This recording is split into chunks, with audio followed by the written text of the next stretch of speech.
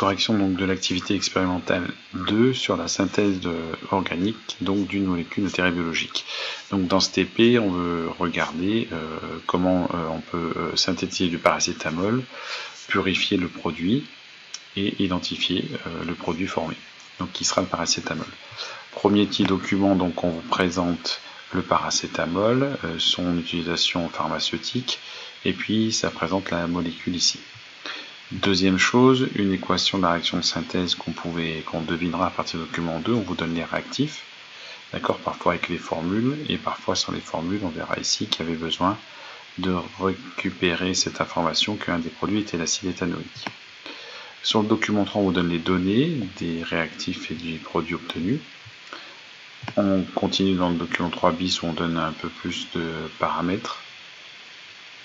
Et on commence les premières questions donc, qui étaient un peu des questions préalables. Donc entourer et nommer les groupes caractéristiques, donc là pas de difficulté, hein, c'est des choses que vous avez vues depuis dans les premiers chapitres de chimie de l'année, les groupes alcool, le groupe amide, le groupe amine, et ici un groupe nouveau qui s'appelle le groupe anhydride d'acide. Donc là c'était une difficulté de repérer ce groupe-là. Alors pourquoi on met de l'anhydride éthanoïque pour effectuer cette réaction? Donc à partir des documents, vous pouvez lire simplement avec l'anhydride, la réaction elle est plus totale.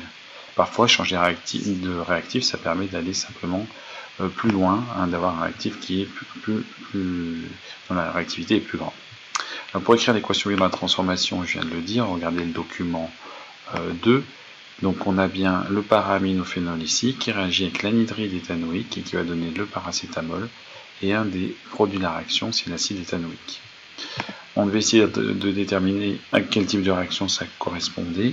On voit que j'ai autant de réactifs que de produits, donc c'est une réaction de substitution. On essayait ensuite d'identifier donc si l'atome d'azote était donneur-accepteur d'électrons. L'atome d'azote a un doublé non liant, hein, c'était la représentation de Lewis qu'on pouvait donner, donc il est donneur d'électrons, puisqu'il contient au moins un doublé non liant. De la même façon, pour essayer d'identifier d'autres groupes donneurs d'électrons, on voit qu'il y avait le groupe hydroxyle qui était présent. Donc, lequel de ces deux est le plus ou moins donneur d'électrons? Et ben, il suffit de regarder ici que ce qui a réagi, c'est bien NH2, hein, c'est lui qui est modifié, alors le groupe OH n'est pas modifié. Donc le groupe NH2 est plus donneur d'électrons que le groupe OH, sinon l'anhydride serait fixé sur OH et pas sur NH2. Donc finalement la réaction elle est bien sélective et elle privilégie un côté, donc ici la réaction avec l'amine NH2. Enfin pour terminer cette première partie, les précautions pour la synthèse, si on avait été en TP, ce qui aurait été bien, on aurait pu prendre des gants, des lunettes et une blouse pour faire cette activité expérimentale. Je reviens sur la deuxième partie du TP, donc là on s'intéresse plutôt au protocole de la synthèse. Dans un premier temps, on mélange de l'acide éthanoïque avec de l'eau et du para-aminophénol, et on va essayer de faire dissoudre donc le para-aminophénol complètement dans cette eau chauffée à 60 degrés. Ensuite la synthèse elle commence dans un deuxième temps, donc quand tout est liquide, la synthèse sera plus facile. On va rajouter un autre réactif, donc qui est liquide lui aussi. Donc là on a le para-aminophénol en solution, on rajoute 7 ml d'anhydride éthanoïque par petites touches successives, et on va comme ça fabriquer le paracétamol. Alors on ne voit pas du tout apparaître directement, puisqu'il va être soluble dans la solution, et pour le faire apparaître, on va revenir sur pourquoi, mais on va essayer de faire cristalliser tout ça dans un bain d'eau glacée. Ensuite pour l'extraire, et comme c'est un solide dans un liquide, simplement une filtration suffit. Pour qu'elle soit plus efficace et plus rapide, on va voir que c'est la filtration sous entonnoir Büchner. Et le protocole donc permettra d'identifier les espèces chimiques et la chromatographie sur poche mince CCM. Donc vous avez regardé cette petite vidéo, pour connaître les quantités qui ont été fabriquées. Alors je reviens sur les analyses du protocole, là ça va aller assez vite aussi. Pourquoi finalement on prend un réfrigérant, et on utilise un réfrigérant? Parce qu'il recondense les vapeurs en évitant les pertes, hein. Chaque petite goutte qui tombe va retomber dans le ballon. Pourquoi on chauffe à reflux? Parce que chauffer c'est un facteur cinétique, donc il y a un intérêt de chauffer. Pourquoi on utilise l'acide éthanoïque? troisième question, pourquoi on utilise l'acide éthanoïque? Alors c'est à la fois un catalyseur, enfin ça pourrait être un catalyseur, mais c'est surtout ici un solvant du para-aminophénol. Il faut rajouter ça ici, pas uniquement catalyseur, mais aussi solvant du para-aminophénol. Ensuite, on pouvait calculer les quantités initiales et déterminer un réactif limitant. Donc on avait pour ça la quantité de matière, c'est la masse sur la masse molaire. Pour connaître, bon, quand on a une masse, c'est pas un problème, on savait faire le calcul rapidement pour para-aminophénol. Quand un des réactifs est liquide, on va utiliser la formule donc de la masse qui est égale à la masse volumique fois le volume.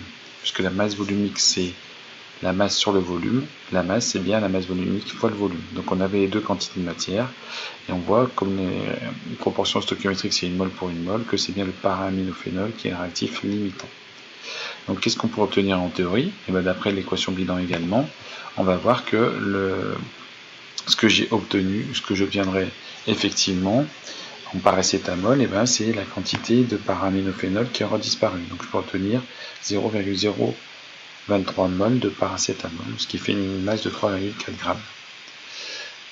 Question suivante, donc pourquoi j'utilise de l'eau glacée pour faire apparaître les cristaux? Ben là, il faut se reporter aux données ici de l'énoncé, pour voir qu'en réalité, le paracétamol est pas soluble, très peu soluble dans l'eau froide, puisque d'accord, il va être ici déjà qu'à 10 grammes par litre à 25 degrés Celsius. Donc on a tout intérêt à refroidir pour récupérer le solide. Donc là, on va récupérer un solide par cristallisation. D'accord. Ensuite, il faudra compléter le schéma de la filtration. Donc là, je vous redonne. Alors, on n'a pas vu en cours cet entonnoir un peu particulier, s'appelle un entonnoir Büchner. C'est cette flèche-là. Ça, c'est le filtre. On va mettre ici le mélange à filtrer. Là, c'est vers la trompe à eau, une trompe comme une trompe d'éléphant à eau. Là, c'est la fiole à vide. Donc, cette trompe à eau va juste faire une aspiration d'air qui va faire un vide ici et permettre un écoulement plus rapide du liquide. Et ici, vous avez donc ce qu'on appelle le filtrat. Voilà pour la légende. Ensuite, donc, on avait besoin d'expliquer pourquoi il fallait laver les cristaux à l'eau. Et ben, on va éliminer comme ça tout ce qui est soluble dans l'eau. Pourquoi on met pas trop d'eau quand même? Et ben parce que sinon, on va enlever aussi du paracétamol. D'accord? L'eau glacée, du coup, elle est idéale parce que le paracétamol est peu soluble dedans. Enfin, pour terminer, donc presque pour terminer, on doit déterminer la masse de paracétamol qu'on devrait obtenir. Ça a été fait dans la question précédente. Donc, qu'on a obtenu, 1,4 g. On compare avec ce qu'on devrait obtenir, 3,4 g. Ça fait un rapport de 0,42, soit 42%, c'est le rendement de la synthèse. Pourquoi le rendement est très inférieur à 100%? Parce qu'il y a des pertes, qu'on n'a pas tout nettoyé correctement sûrement dans la VRI, que la réaction n'est pas totale à 100%, donc il y a toujours des pertes en chimie. Enfin, pour ce qui est de la chromatographie, pas de difficulté, on fait un premier dépôt qui est le para-aminophénol, petit 2 du paracétamol synthétisé, et petit 3 le médicament en base de paracétamol. On peut voir que le paracétamol synthétisé est pur, on obtient une espèce chimique identique au paracétamol du commerce ici, d'accord, il n'y a plus de para-aminophénol. Et on peut aussi dire que le paracétamol du commerce contient une autre espèce chimique qu'on ne peut pas identifier puisqu'on n'a pas de comparaison. Pour une autre méthode d'analyse, on aurait pu servir la température de fusion. Bon courage, merci à tous.